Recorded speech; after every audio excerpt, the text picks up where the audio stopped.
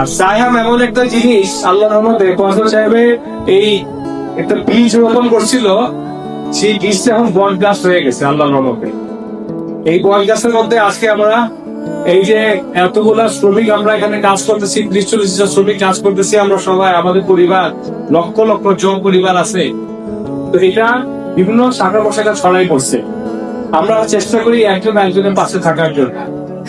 বিগত নির্বাচনে আমাদের চেয়ারম্যান সাহেব ফজল সাহেব প্রতিদ্বন্দ্বিতা করছিল, তোমরা যেভাবে নিজের ভাইয়া নিজের কইরা যেভাবে তোমরা এই নির্বাচনে সহযোগিতা করছো, সাহায্য করছো, আর আমি চেয়ে দিচ্ছি। আমি তো তোমাদের বলার মতো বলতেও পারি নাই, চাওয়ার মতো চাইতেও পারি নাই, তারপর তোমরা নিজের মতো করছো। নির্বাচনের আগেও করছো, নির্বাচনের পরেও করছো।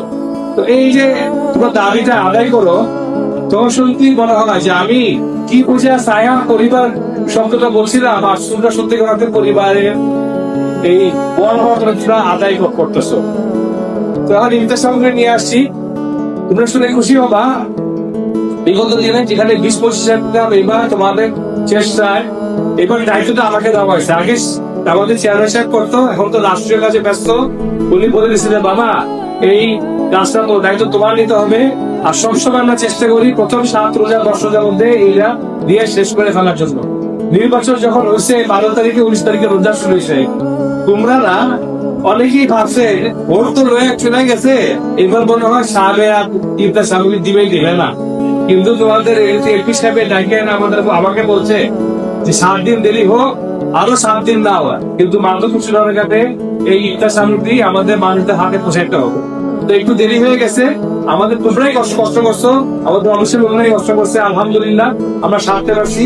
চুনারঘাটের সবগুলো ইউনিয়ন শেষ করে আজকে আমি আসছি তোমাদের সাথে দেখা করে জগদীশপুরে যাবো, জগদীশপুর শেষ করে ঢাকা চলে যাবো, তারপরে দেশের বাইরে যাবো, ঈদের আগে আবার আসবো। তো বলার কিছু নাই, এটা তোমাদের প্রতিষ্ঠান, এটা আমাদের প্রতিষ্ঠান, এটা আমাদের দেশের প্রতিষ্ঠান। দোয়া করবা, ইফতারের আগে দোয়া করবো, আমাদের চেয়ারম্যান সাহেবকেও দোয়া করবো, আল্লাহ নাকি সুস্থ রাখো। চাই আমাদের সাহেব পরিবারকে আরো বড় করার জন্য এই আশাবাদ ব্যক্ত করে আরো বাবা আমাদের চেয়ারম্যান সাহেবের জন্য দোয়া করবা, আমাদের জন্য দোয়া করবা, আমাদের পরিবারের জন্য দোয়া করবা, আমরা দোয়া করবো আল্লাহ যাতে আমাদের সাহেব পরিবারকে রহমত বরকত দান করুক, আমাদের সুস্থতা দান করুক, এবং ইনশাআল্লাহ আমরা সুখে শান্তিতে এক অপরের পাশে এখানে ওইতে জমেছিলাম, আজকে জমে আছি, আগামী দিনে আরো সুন্দরভাবে থাকতে পারি। আমাদের হোস্টেল থেকে বর্তমান এবং ভবিষ্যতে সুন্দর হয় এই আশাবাদ ব্যক্ত করে বিদায় নিচ্ছি। সবাই ভালো থেকো, সুস্থ থেকো।